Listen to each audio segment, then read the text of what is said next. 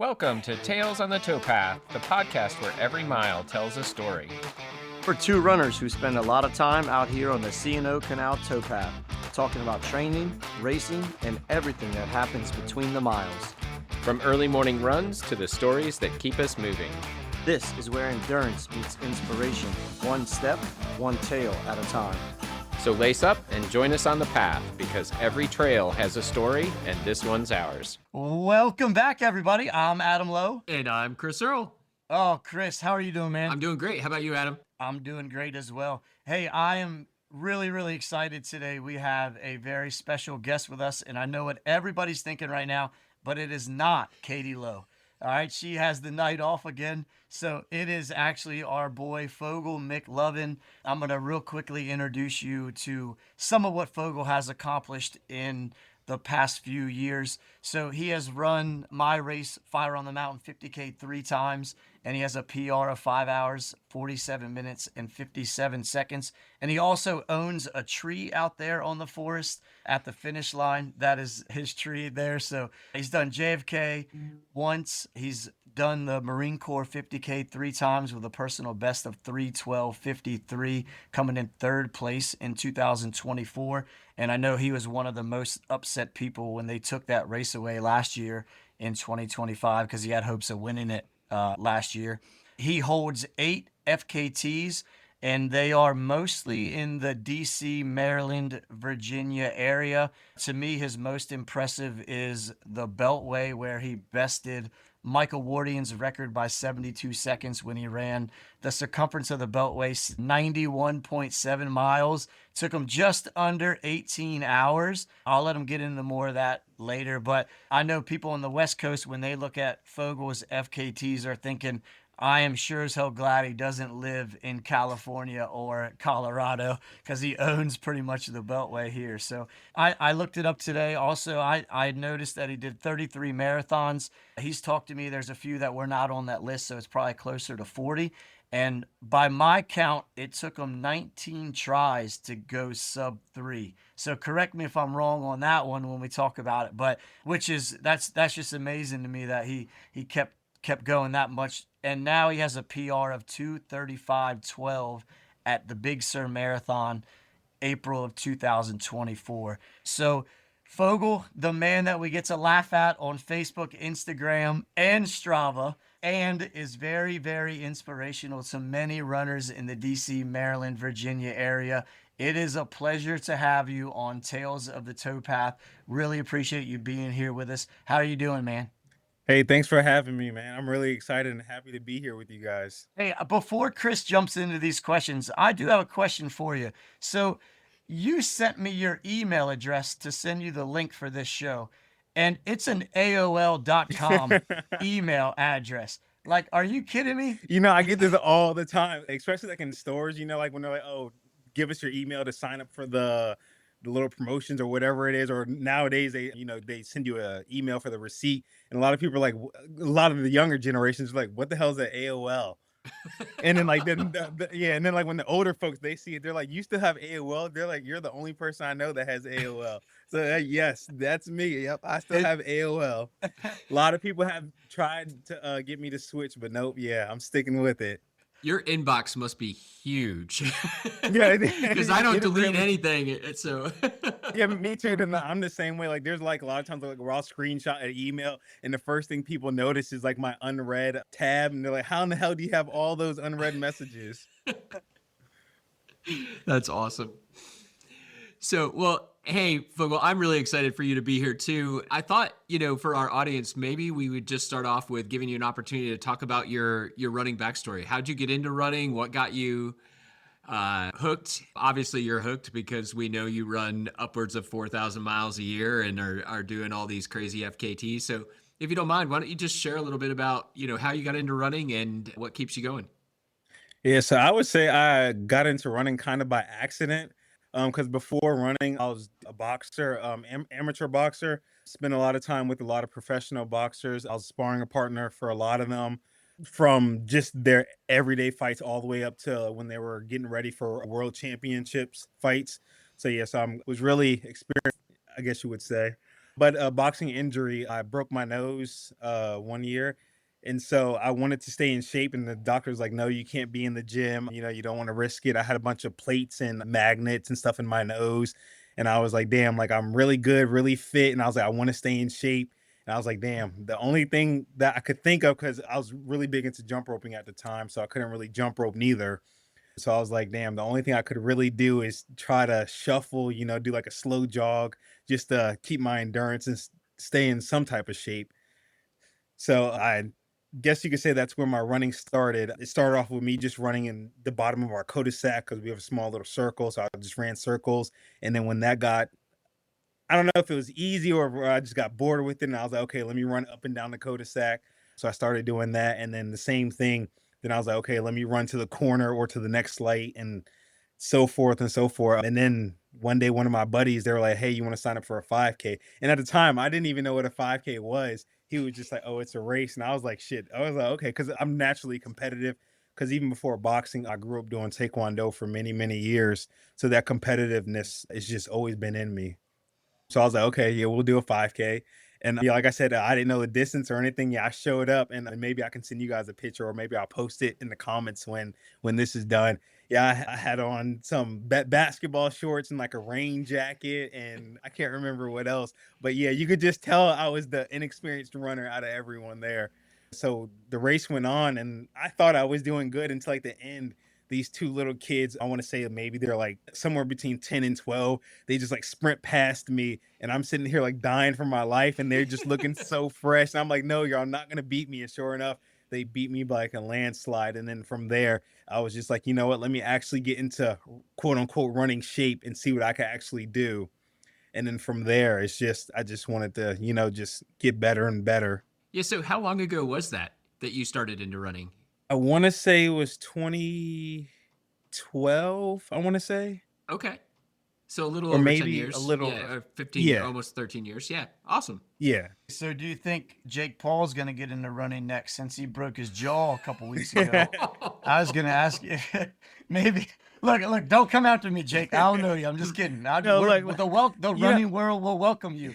but I don't think he will because there's not really a lot of money in there for somebody like him. For a lot of the well-known professional runners, yeah, there's a lot of money. But for someone his size, but never say never because a lot of people never thought that he would make it this far with boxing, making that type of money. So, and on top of that, he's a YouTuber, and so there's a lot of influencers right now who are into YouTubing. So you never know. He could jump into running and make millions and millions. Right, right. I think we're gonna have to invite him onto the pod, Adam, and see if he'll share his story. Yeah. Yeah.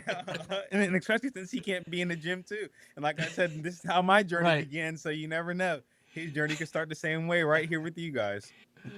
Awesome.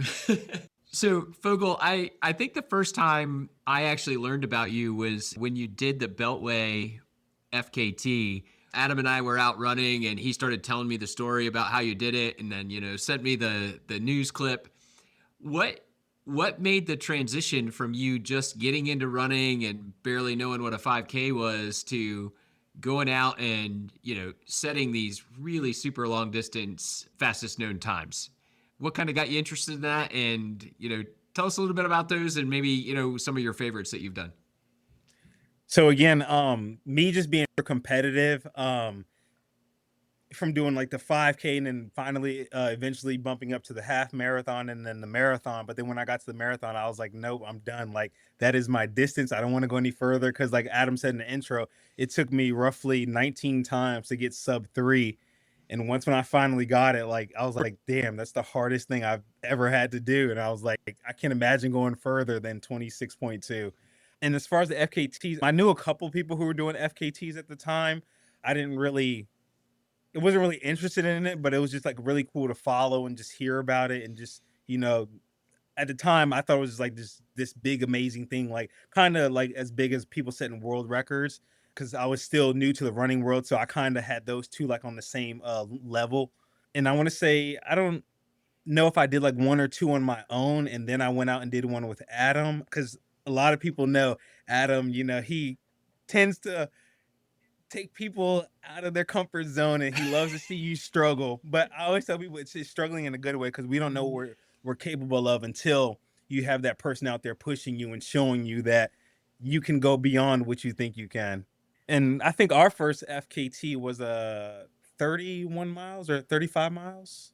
No, we did the Western Maryland Rail Trail. It was 28. We went 28, out yeah. and back. So we made it so we made it 56 miles. Yes, yeah. Remember, that was, I'm looking at it now. That was June of 2022. And I think like maybe 2 weeks before we did it, I texted you and I said, "Hey, what are you doing on, June 4th?" And you're like, "Nothing." I'm like, "All right, I got something for you." So you just jumped right at it, and, Yep. and we went out and ran 56 miles. So, a bad idea always sounds better with friends. That's for Yeah. sure. And if I'm correct, I believe along that run, I set a couple personal bests. I can't remember exactly what they were. Of course, I think one of them was like me running my longest distance, but I think for the marathon part, or yeah, I can't remember exactly which distance it was, but yeah, but I had a couple personal bests along that. Yeah, probably at the time it was probably the 50K because you probably hadn't done too many at that time. Yeah, no. For sure. Yeah, and then probably longest distance and a couple other things. But yeah, that was, I know you liked running in the heat. I don't like it as much, but that was a pretty calm day, I think. But yeah, that was a good time. Yeah, looking at your other list, I mean, you want to talk about the airport run real quick, the Dulles to Reagan to BWI? Like where did that idea come from? Like who What? runs Mhm. from one airport to another and then goes, "Oh yeah, now that I'm at Reagan, I might as well keep going to BWI." Like What year was that? Yeah, I can't that remember. was 2002 or 22. In 2021 you went Dulles to Reagan, and then the next summer you went Dulles to Reagan and then to BWI. So I think that was when that was one of also my really early on FKTs. The Yeah. pandemic had hit because I think me and you were going to do the 50K that year because Michael Wardian had won it the year before, if I'm correct. And in order to get your medal, you had to run a virtual 50K. That was probably when you did Dulles to Reagan because that was 2021. Okay, yeah. So Dulles to Reagan, I think Yeah. that was the marathon distance to those airports. Uh, yeah, 28.9 Yeah, is yeah, what it correct. Yeah, says. yeah. So yeah, okay. So yeah, so backtrack a little bit. Yeah, so that was me running my virtual Marine Corps marathon distance, but at the same time, I was doing a lot of running around my neighborhood, around the area, because of course, pandemic would hit, and I had plenty of time, and I was like, if I'm actually going to get into this running thing, because 2019, I'm sorry, I'm jumping around a little bit, but 2019, there was a guy, Pat. A lot of people know him as Fast Pat. He was helping me because I was like, I want to get serious with running. I need structure. I was like, I have the dedication, and the will was there. And somehow me and him linked through Facebook. And so he was helping me. And I was like, okay, 2020, like I'm gonna get real serious and actually see what I could do with this running thing and where I can go. But of course the pandemic hit. And so I was like, that's not gonna stop me. I was like, this is perfect timing, actually. Even though the world, it was a sad time for the world. For me, I was like, let me just make the best of it and not just sit home sad, depressed. I was like, I'm going to pick up running, and me running just all the streets in my neighborhood turned to me running all the streets in my county. So I was just setting like a lot of personal records, I guess you could say. And then I was like, let me keep pushing the limits and see what I can actually do. Cause I was like, man, like I'm feeling great. And I think at the time that was my first time going over 70, 80, 90 mile weeks. And when I hit 100 mile weeks, I was feeling really good. And I was like, wow, I'm feeling this good. I was like, if I actually put a lot more effort into it, then what can I really accomplish? And then I think that was when I started looking more into FKTs and stuff. And then that's when I came across, because I was trying to look for where am I going to run 26.2 miles at. I was like, I don't want to do a bunch of loops and stuff. I was like, point to point's pretty easy. And then I came across the airport to airport, and I was like, that'll be a good challenge for me.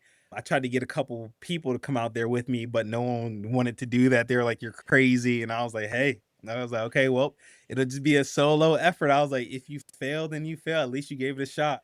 And then next thing you know, I was on pace every, I can't remember the splits, but yeah, I had someone out there with me. They dropped me off at the beginning, and they were going to meet me halfway, but I texted them and I was like, I just want to make this a solo effort. I was like, I'm feeling good. I think I can make it towards the end. And it did end up being a solo effort.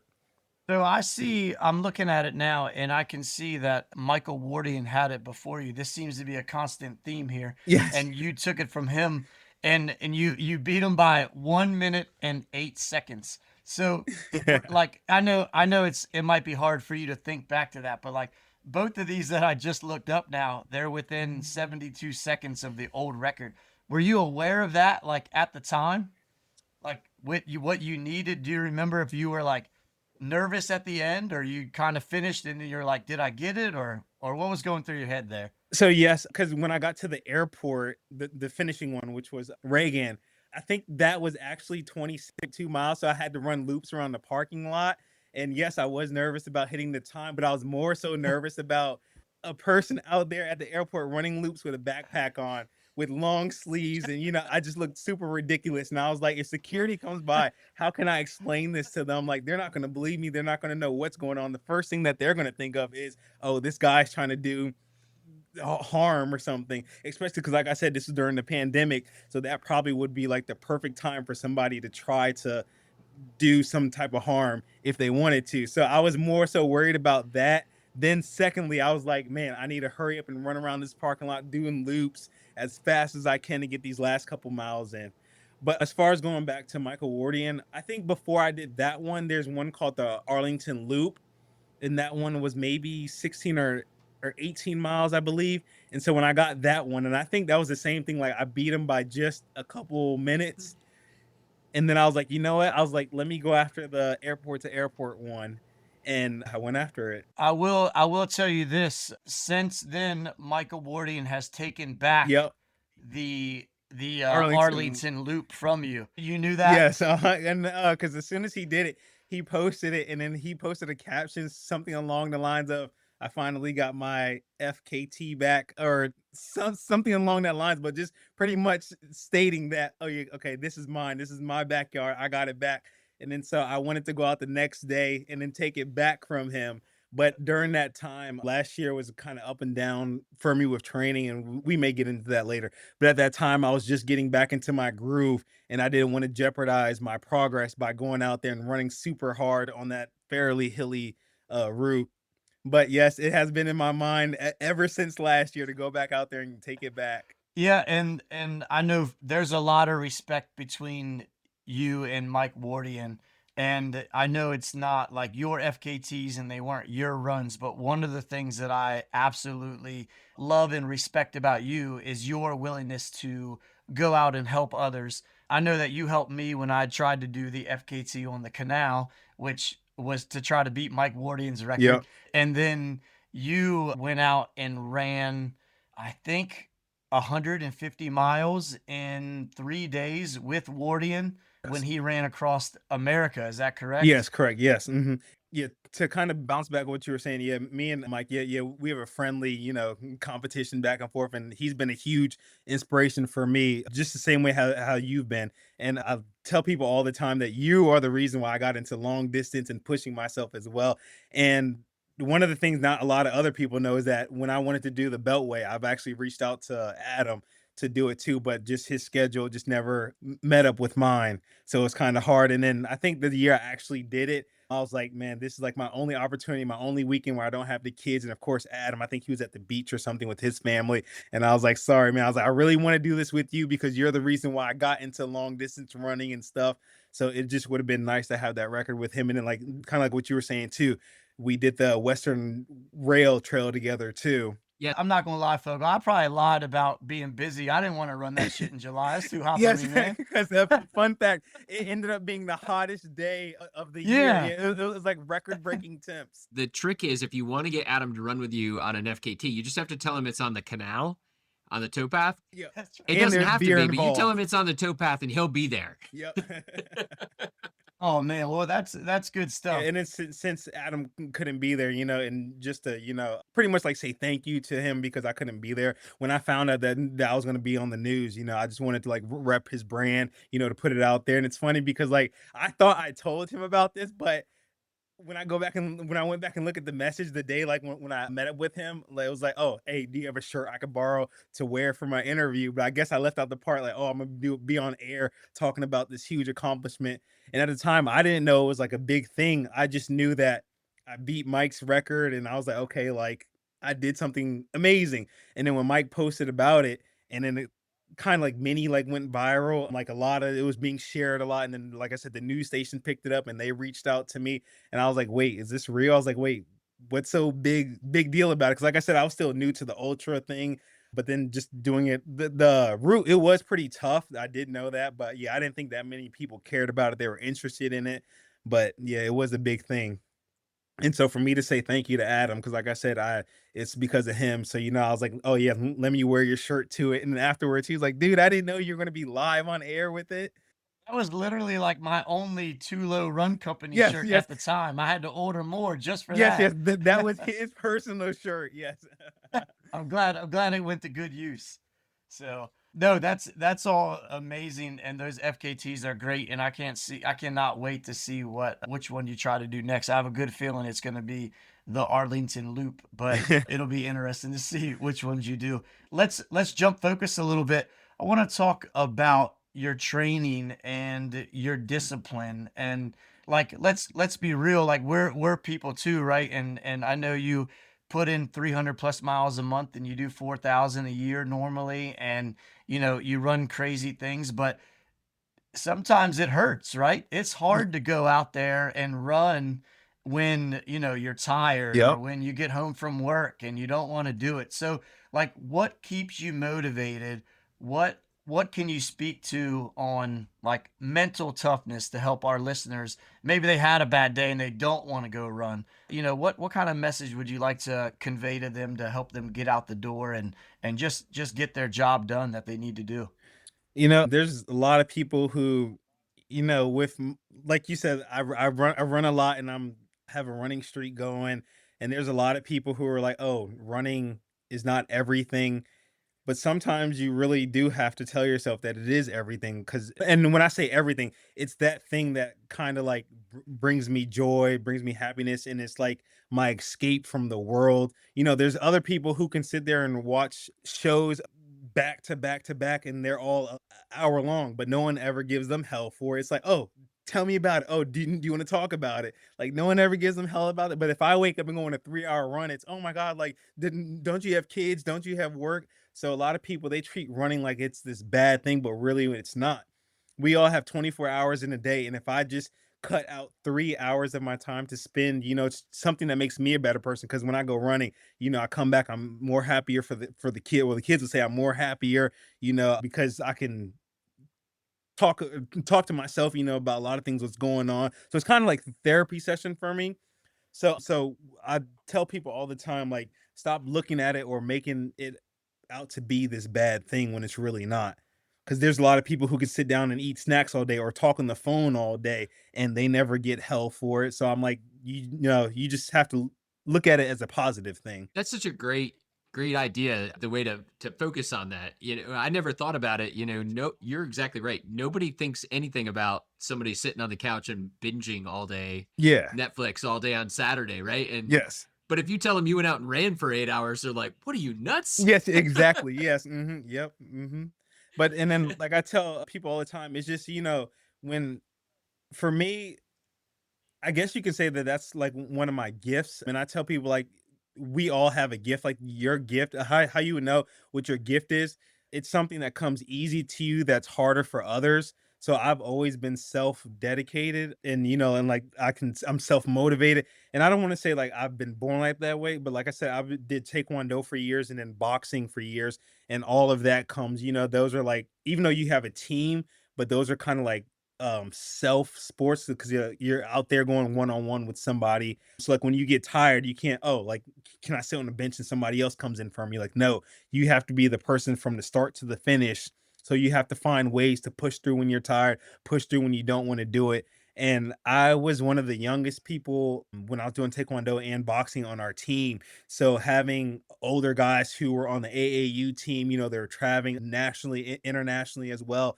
So it's just kind of, ever since I was young, I've been around people who kind of like I learned from them and it got like instilled in me. And then my dad, he was also in the military too. So we had a lot of structure going up growing up. So just having all of that in me and around me ever since a young age. So, and like I said, a lot of that stuff just came natural for me as well too.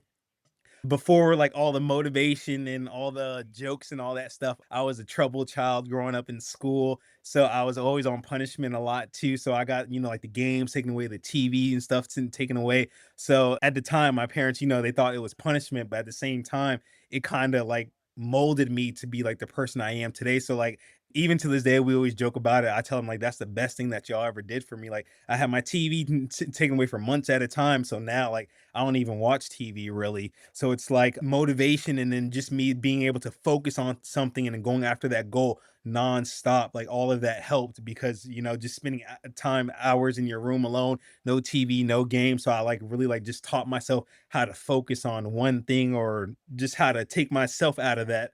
Like when something's like bother me or tough situation, I take myself out of it and kind of like go like to like another world, so to speak.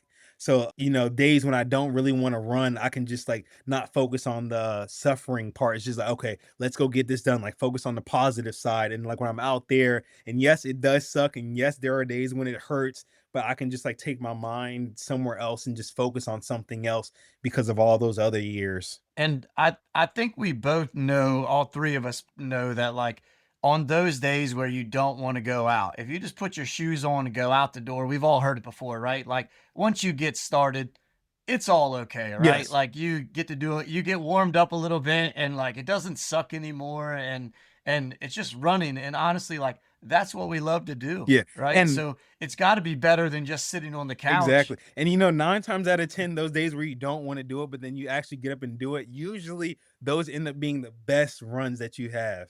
Right. So that's probably the day that you went out and ran the Beltway or something, right? Like you just And about to be honest, yeah, because halfway through, like I said, it was super hot and I was not prepared for it. I wasn't hydrating well because that was still at the time where a lot of products were, giving me a lot of stomach issues. So a great portion of that run was with me without hydrating, without me eating. So all of that played a factor into it. So yes, it was a struggle out there, but just that mental toughness that I had got me through it. And I think you found some products that are working for you, right? Do you want to talk about that a little bit? Yes, yeah, Untapped, they're, Maple-based, products. They have, the same thing, your gels, your waffles, and your hydration too. Yeah. Marine Corps Marathon, they had it on the course one year. And again, I went the first 20 something miles without any hydration, without anything to drink. And I was just super desperate. And then right before the bridge, that aid station, then they were giving them out. And, I took two, not knowing I was going to like it at the time. And, I ate one of them and I was like, oh, wow, this is really good. But then at the same time, I was just super desperate. So I don't know if that's what made me think it was good. So I opened the second one back to back and just ate it right away.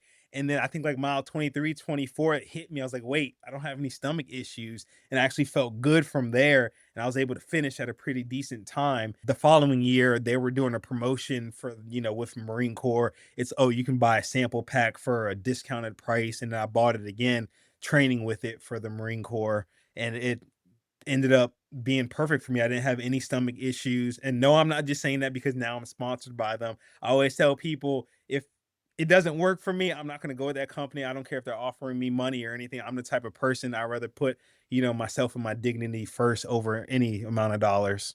Yeah, I think that like it's pretty important. Like I think we're all like that. Like we're not gonna plug products that we don't use or don't believe in. So yeah, I'm glad that you found Untapped and that it's working for you. Hey, Fogel, before we go into 2025, something just clicked and I want to tell everybody how you truly got into ultra running. I think this is the true story here. I So think I know where you're going with this. I think I know where you're going. I think it was 2019, right? Or was it maybe it was 2020. We ran No, I think it was 19. Yeah, us I think so. so yeah, 2019. We ran Springfield, Virginia. We ran a marathon together Yes. and we were like 6 miles in, maybe 8 miles in, and we turn and all of a sudden there's no more course signs, there's no people around us, and we realized that we're lost. Yep. And in that moment, we could have turned around and like cut across like a field Yeah. or a baseball field and kind of met back up with the Yeah. course. But we both looked at each other and we knew that we were going to turn back around, retrace our steps, and get back on the course where we were supposed to be. So instead of running 26.2, I think we ran closer to 28. Yeah. And I think that was how I introduced you truly into ultra running, was by making you run longer because you followed me and we ran and got lost. Yep. And I just want to, So I just want to pinpoint the part where you said that we got lost.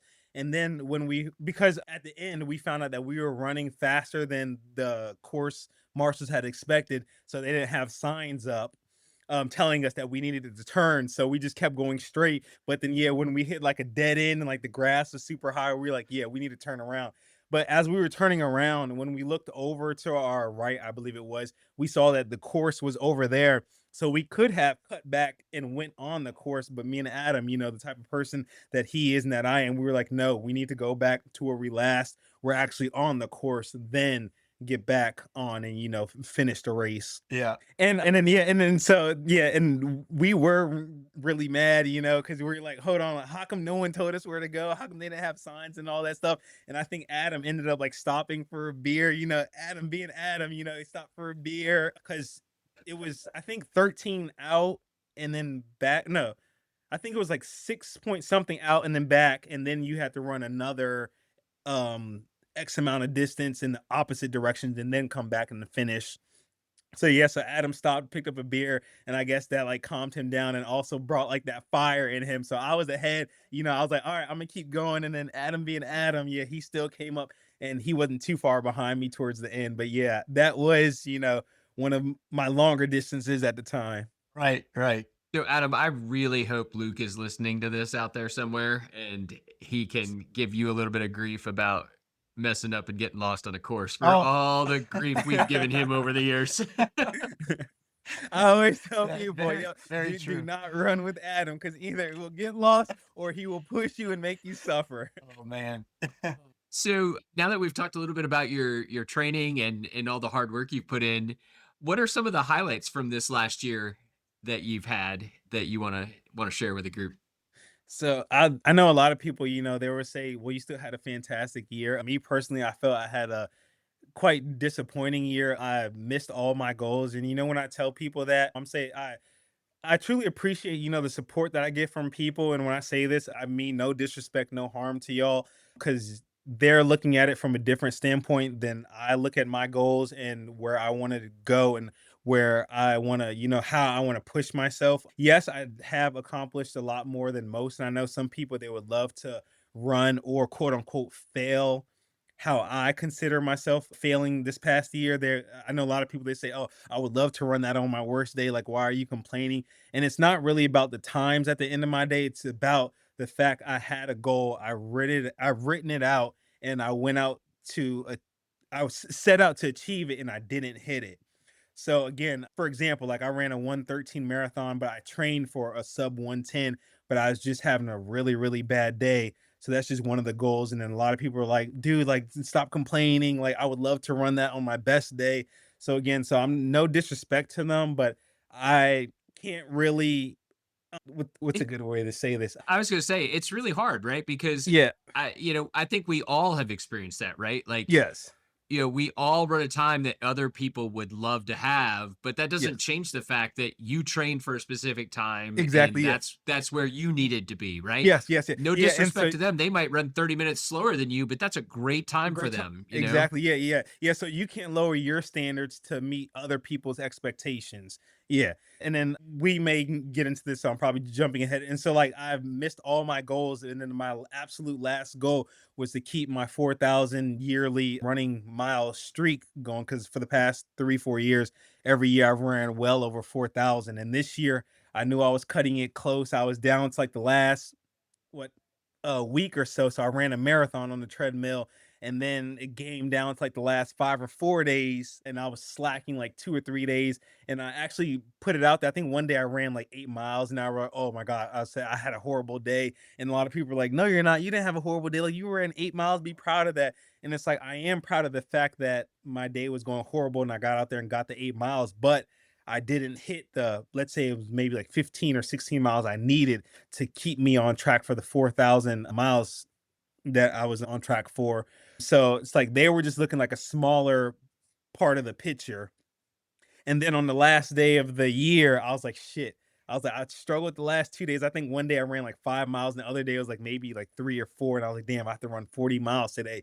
And then when I posted, a lot of people were like, oh, that's crazy. Like there's more to running than just hitting a certain number. And yes, I do agree. But at the same time, when I have a goal, like I want to go after that goal. And I rather fail, quote unquote, fail trying versus failing than giving myself a chance. Because if I never ran past 26 miles, I wouldn't have all these accomplishments. I wouldn't know what I'm truly capable of. And I wouldn't be able to push people the way I'm able to push them now if I stayed in that quote unquote comfort zone of just running 26 miles. And I say comfort zone because I got it done and I thought that that was like my limit. But, we all figure out that we can go a little bit further. We can push that little threshold of that pain cave a little bit more. But yeah, so when I woke up and I wrote, "Oh, I want to run 40 miles," a lot of people gave me shit for it, and they're like, "No, just be happy with it." But Adam texted me. He was like, "What are you gonna do? You have two options. You can either lay in bed or you can just go out there and just give it a shot." And then I think he even broke it down to me. He was like, "You can do 4 10-mile runs," and I was like, "Okay." I think I had said, "Oh, let me go out and do 20 first, and then break it down to smaller runs." And again, I think I woke up and did like maybe 8 or 10 miles, and then the body just wasn't cooperating. So I went and took a nap. And then when I woke up, I was feeling super sluggish. And Adam, he was checking on me. He's like, "How many more miles do you have to go?" And although Adam is a realistic person, because I think like when it came down to it, I had like 22 miles. He was like, "Damn, you have 22 miles with a little over 2 hours to go." Like he is realistic, but at the same time, he doesn't want you to focus on like, dude, like you're really cutting it close. Like he's gonna tell you, like, man, just go out there, just hammer it away. Like, especially me because I didn't have any plans for it, so or for New Year's Eve. So he was like, dude, like just go out there and just take it mile by mile. Like just go out there and see what you can do, how close you can get to the 40. But you got to get to that 40. And so, like, I truly respect him for that. So, like, he's gonna try to motivate you, but he knew what my goal was, so he's gonna try to, you know, make sure that I know what my goal is. So he's like, "Yes, you're gonna hit that goal, but let's not think about failing because you better get your ass out there and get to that 40. But if you don't, at the end of the day, it is okay. But at least you gave yourself a shot."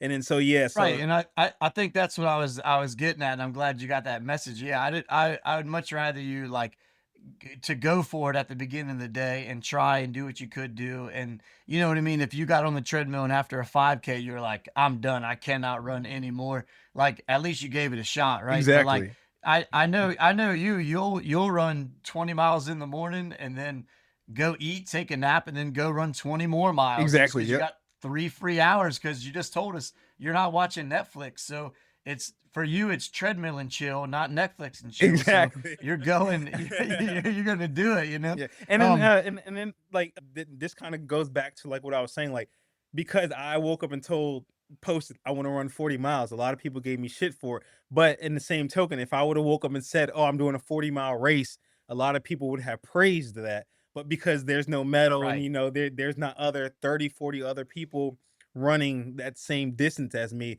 and again, it's no disrespect to the people who truly have like my best interest at heart. They worry about overtraining, injuries, and all that stuff. But at the same time, I didn't really tell a lot of people that. But I do want to go after a huge goal of mine, and that does require an ultra.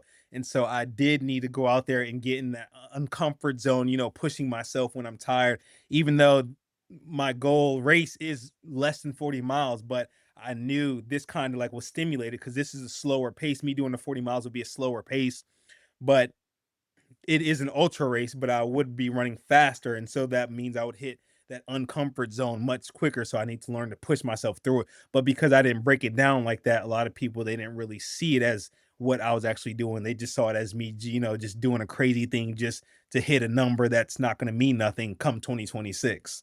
Yeah, well, I hope you know you had a lot of people across the community who were rooting for you Yeah, on yeah, I did. on Yeah. New Year's Eve. Yes. And I truly Even appreciate you guys too. even my daughter, she had some friends over, a group of friends over for New Year's Eve, and they kept checking in with me like, "How's he doing? How's he doing? Did he get there?" Yeah. Yeah, then tell her I said thank you. Yeah, I will. yeah, and I truly appreciate. Yeah, like I said, I was getting some support from it, and even from the people who didn't like the idea. At the end of the day, they were trying to, they were rooting for me, but they were like, there's more to it than just this. So yeah, so I truly appreciate, everybody. We all need people, kind of like Adam in our circle, who's going to push you and who's going to make sure that you hit your goals. And I'm not, just saying just Adam, but just me and Adam, like we had this long relationship. He's pushed me and I've pushed him plenty of times. And so yeah, so I always tell people, you always need somebody who's going to take your feelings and disregard that and put your goals in what they will put how you would feel the next morning if you don't hit that goal, or if you do hit that goal, right in the forefront. Yeah, and I'm being honest here. Part of this, like me encouraging you and trying to help you realize, like you could have woke up and just done 2 miles, and that would have saved your streak, and you would have been good because Yep. 40 is a big number, right? Hmm. But you were, you wanted to get as close to that and give that honest effort, as best as possible.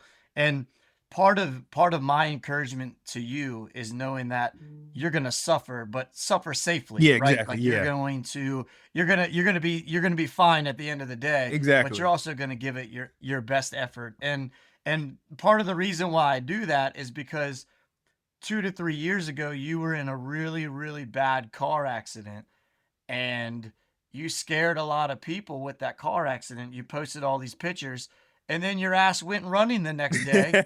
So like I thought you were gonna die, and then you go running.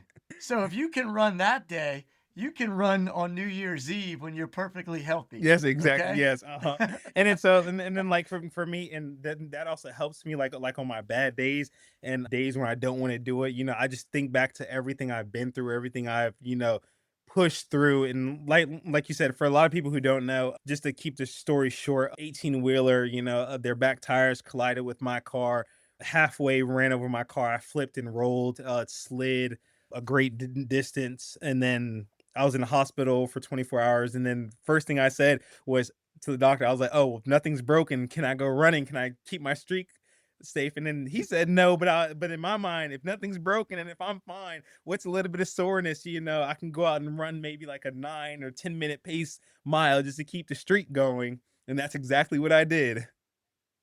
So yeah, so like the day when I had to do the 40, things like that do go in my mind. It's like, okay, if I can run 1 mile after doing an accident, I can run 40 miles at a slow pace. It's not like if I was doing 6:30s or low 6 minute paces, like these were maybe like 8 or 9 minute pace miles. So it's like, yes, safety is always first, because at the end of the day, I'm not going to kill myself, especially after from January all the way to early December, I've had to rebuild myself up all the way, because I was before this year, I was running 100-mile weeks back to back, 4 or 500-mile months. This was the first year where I've gotten all the way down to, let's say, like 20-mile weeks, and I've had to build myself back up. So I knew when the morning of the 40 mile, I knew if I truly could not do it, I was going to pull the plug, because I've had to rebuild myself up 3 times this year, and I did not want to do it again just to hit, an imaginary number that's quote unquote magical. So how long is your current streak? This July will be 7 years, I believe. Wow. So you're at 6.5 right now. That's awesome. Yes. Yep. Congrats. And then to go back to the accident, before the accident, I was scheduled to do a USATF Trail Marathon Championship. That Untapped, they offered me a bib for that race, and I didn't know what I was getting into, but just me being competitive and then all the crazy running I've been doing beforehand, I was like, sure, I'll just go out there and give it a shot. And then yeah, when the accident happened, I didn't think I was going to do it, but I was in a bad place mentally, and I was, because I again, I hate just sitting around. So after the accident, I think for like the week, I would just get up and, just shuffle and get the streak done. And then after that, it was just right back to being on the bed, ice packs and heating blankets for all the soreness because I was super sore. And for me, that was the first time I've done that in a long time, just pretty much just being bedridden pretty much. And so I was in a really bad place mentally. And I was like, I have a hotel and I was like, I have a flights booked. And I was like, why not just go out to the race, just to be around the running community to help, my spirit and help me mentally. I was like, I need that right now. Just sitting in the house, just staring at ceilings, reading books here and there. It was fun. I caught up on a lot of things, but the end of the day, I kind of was miserable. Yes, I had my kids there, but I couldn't really do much with them. So I went out to Wisconsin and then, we did a shakeout run with a bunch of other people who was running. I was moving at a slow pace and I actually felt good, even though I was super sore. And I also brought all the heating blankets and stuff with me because I knew I was going to keep the streak going too. So, yeah, so when I was out there, I kept the running going and I was just feeling better and better mentally, even though I was still super sore. And I was like, I didn't have to do the race, but in my back of my mind, I was like, I just, was start the race and just see what happens and see how the body feels. So one day I just went out there, just to get a preview of the course to see how tough it was going to be because I've doing my research while training up for the race. I knew it was a really, really hilly course and I hate hills and stuff. And on top of that, it was a trail race too. So I wanted to see like really what I was getting my hands on to. So I was like, okay, I'll just do like a mile or two. And then 2 miles went to 3 miles, 3 miles went to four. And I was like, I was like, we're feeling good. And I was like, I want to see what the rest of the course is like. So I ended up doing a full loop because it was a 2 loop course. So yeah, so I did a full loop, 13 miles, and it hurt, but I was like, okay, I knew if I can do this, then I can give myself a shot a few days, come race time. But again, I didn't give myself any expectations or any of that stuff. I was like, we'll just go out there again, take it mile by mile on race day, and then just see what happens. And then next thing you know, I was out there and I was able to take my mind and put it somewhere else how I normally do when I'm in that pain cave. And I was like, I'm just gonna hang on with these leaders as fast as I can. Of course, that competitiveness came in there because when we all took off, everyone was just kept looking back and forth to see who was gonna be the first one to drop from the pack and I didn't want to be the first one, even though I was in a lot of pain. And we went out much faster than I thought we was going out. And later on, I figured out why because there was a couple ex Olympians and a couple, professional trail runners and stuff. And so, yeah, so we went out much faster than I expected, but I just wanted to hang on for dear life. And because at the time I didn't think I was going to finish the race, but I knew I was going to give myself a best shot. So I was like, I'll just, just hammer it out for as long as I can. And then yeah, I ended up finishing it and I ended up placing 7th overall, I believe it was in the championship. In the end, that was just one of those things that if I never went out there and gave myself a shot, I never would have known what I was capable of, even after a really bad accident like that. And I do not, encourage others to do that, but if nothing's broken and the doctors say your body's fine, but you need a rest, what you do from there is up to you. That's a message from Dr. Fogel right there. So I do have one more question. I was going to ask a different one, but now I kind of want to shift focus a little bit to this one. So I guess it's kind of, I think I just got the answer, but maybe why? Like, you could sit there and you just got in a car accident. You could go do a mile in 12, 13 minutes, right? Even, instead of doing that trip, you could have just done a mile or two a day. But why would you choose to do these hard things? Why would you choose to run around the boundary stones of DC? Why would you choose to go run 50 miles with Wardy in one day, take a day off, and then go run 100 miles with them the next day? Why would you run 140 miles with me? Like, that sounds miserable even for me. Like, so, like, why do you choose to do these hard things and get out of your comfort zone? What's the reason behind that? I think that that goes back to my younger days doing taekwondo and boxing and then just being around other people, Olympians and world champions, just seeing them step out of their comfort zone and just go through a lot of pain and and when I say suffering, just like being super tired, still having to push yourself. So not suffering as like, oh my God, like I'm killing myself type of suffer. Just growing up and seeing all that and being around all that and then just the way I was raised for example, like my brother during because he was on the AAU team, the national AAU team for Taekwondo. In the middle of, I think it was like the championship fight, he broke his foot, but he wasn't allowed to quit. And because us, the way we were trained and brought up, we were not allowed to quit. I know nowadays people look at that as abuse, but that's just part of back then, a way a lot of people were raised, and the punishments people went through back then. Of course, is much different now, but yeah, we just weren't allowed to quit. So I guess that over the years, I found a lot of comfort in being uncomfortable, like getting in that uncomfort zone. Yes, it's tough, it hurts, but I find a lot of joy in those moments. Even if I don't hit the goal, like I just want to push myself to see how far I can go and how far I can push that needle of being in that pain cave. Yeah, and I think that's a really good message for people, right? Like that's where when you're uncomfortable, that's where like the change and the magic happens. So yeah, that's what like me encouraging others and encouraging people to do. That's where like that comes from because I Yeah. know that's like how I've grown and stuff like Yeah. that. So And then on top of that too, it's like you really don't know what you're capable of until you get past that. Oh my God, I can't do that no more. But then when someone along comes up to you, yes, you can. Like, come on, let's go. Like, let me show you. And then when you get past it, you're like, oh wow, like I really can do a little bit more, even though it's going to suffer. I really can. And then so yeah, so I just find like a lot of joy in that. Maybe not at the moment when I'm in that pain cave, but but again, you just have to learn, just to take your mind out of that and, just look at the end reward and all that. And then so again, kind of like what you were saying, I ran 50 miles one day with the Wardian, and then we joked about it. I was like, oh yeah, I at the time my longest distance, I think it was 55 or 56 miles when me and Adam did the rail trail. And so I was telling him that. And then so Mike was doing like somewhere between 50 and 55 miles a day. So when I told him that, he was like, you know what? Let's go a little bit further so we can get you to your longest goal. And then that was just like a real like eye-opening for me. It's like this man, like he's a super like on point person. He's like, no, I'm running this, and this every single day. And not just when he was running across the country. That's just the type of person he is. Like if he says he's going to do something, he's sticking to that plan.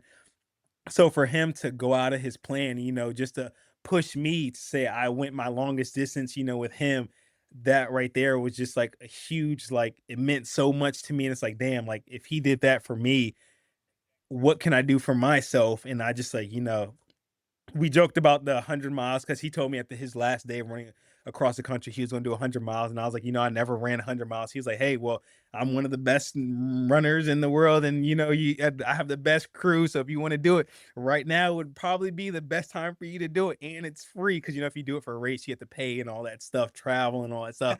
And then so I was like, I took that to a lot of consideration. So the next day I texted him. I was like, hey, is that offer still on the table? He was like, hell yeah. And then so again, it's just like in my mind, it's like in order to see what you're truly capable of, you have to go out there and, just do it. That's awesome. Hey, so Fogel, we really appreciate all the time you've given us. I do have one last question for you before we let you go. What should our viewers expect to see from Fogel in 2026? Where can they look forward to races for you and look forward to following you? So I'm definitely going back to the half marathon because, like I said, I do want to get that sub 110, and then for the marathon, I do want to do the sub 230 because that was my goal for 2025. But I'm also, and you guys are the first to hear this outside of my family.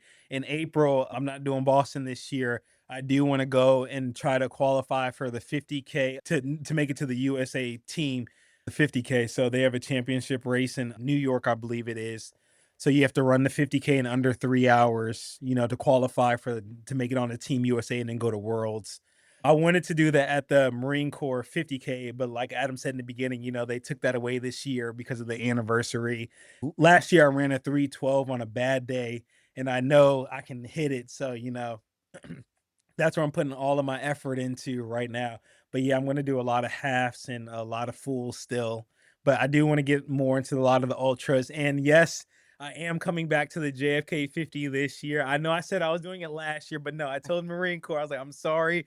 But yes, I got to break my turkey trot streak with you guys because I do want to come back and make my, comeback at JFK 50. because I had a really, really rough one the first time I did it, but I'm a lot more experienced now. Well, look, that's a pretty big announcement, Fogel, about the New York 50K. We appreciate you dropping that here on the podcast. That'll get a lot of people excited. Yes. That's pretty awesome. And that is, of course, if everything goes right. Because like I said, I've had a rough year. I've been building myself back up, so I'm slowly getting the speed and stuff back. So hopefully the body, doesn't break down again on me. I'm sure you'll be just fine. If not, I'll text you later and I'll get you to the start line. Don't worry.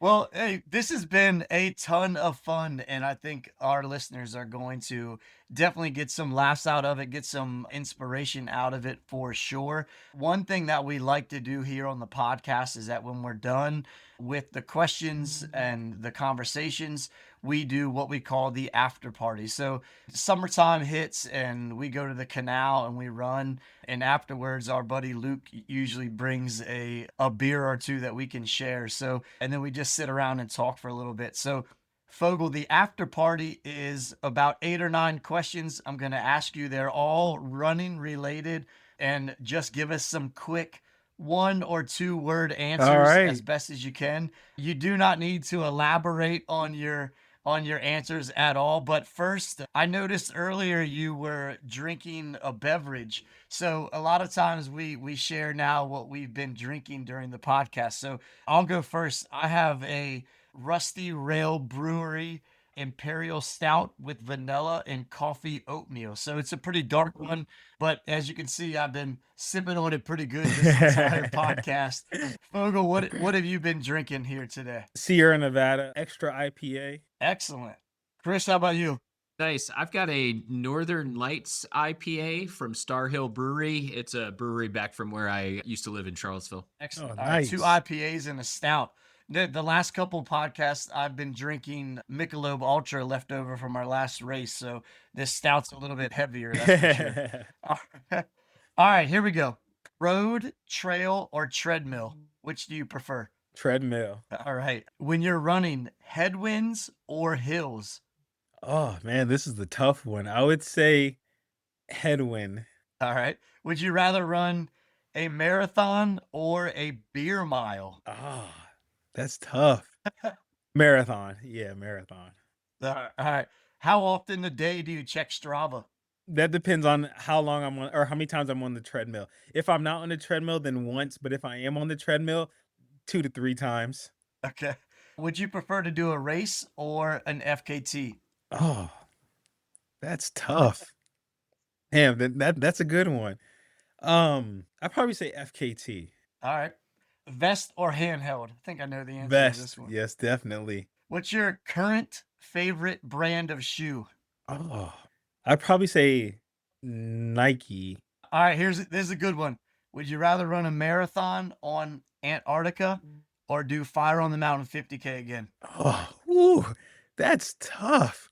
We didn't talk about your lack of loving cold weather. Yes, and, so- and I was gonna say that the couple of times I've done Fire on the Mountain, it felt like I was in Antarctica, except for the one year. There was one year it was pretty warm. Oh man, that one's pretty tough. I'm sorry.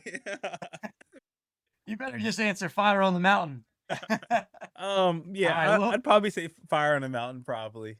If you run this year, I'll bring you some warmer weather, maybe. We'll see. All right, I got 2 more for you. Morning or evening running? Morning All right, and then music or no music? music, definitely. Would you like to give a shout out to your new sponsor that you announced today? Yeah, I want to give a shout out to Untapped for having me back yet again for another year. I'm super excited for for the goals that we're gonna try to go after this year. You have one more sponsor, I believe, that you just announced today. Oh, Shocks. Shocks? Yes. I've partnered with Shocks. Yes. So yeah, I saw that earlier today. So I'm glad that you said music on your run. Yes.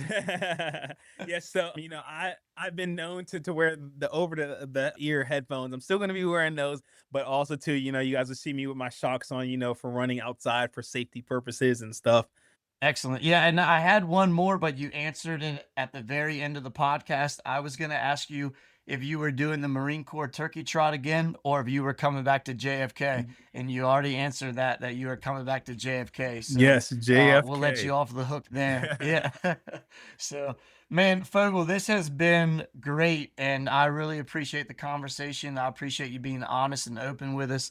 And like I said before, I think a lot of people are going to be motivated by hearing your story and hearing all the crazy things that you have accomplished. So thanks very much for coming on. No, I really appreciate being here. Thanks for you and Chris for having me. I really appreciate it.